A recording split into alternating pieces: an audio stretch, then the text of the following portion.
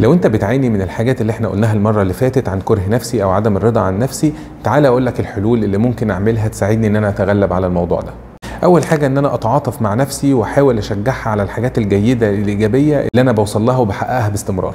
الحاجة التانية ان انا احاوط نفسي بالناس اهل الثقة اللي ممكن يساعدوني ويشجعوني وكمان ينقدوني نقد بناء على الحاجات اللي انا فيها. ان انا اهتم بنفسي، بصحتي، بجسمي، امارس الرياضة. كل الحاجات دي بتساعد الواحد مع الوقت ان هو يكون حابب نفسه اكتر وان هو بيرضى عن نفسه اكتر حتى لو ما حققش الصورة الكبيرة اللي انا نفسي اوصل لها. سيطر على نقد الذات الهدام، ودايما اشوف النقد ده واقعي ولا لا، ايه هو الحاجات اللي انا ممكن ابني عليها علشان اتقدم للامام. الاستعانة بالمختصين وبأهل الخبرة بيساعد بشكل كبير ان انا اقف على ارض صلبة وابقى عارف ازاي اتغلب على حاجة زي كده. ما تفكرش ان انت الوحيد اللي بتمر بالازمة دي او اللي بتمر بمرحلة عدم الرضا بالنفس او كره النفس.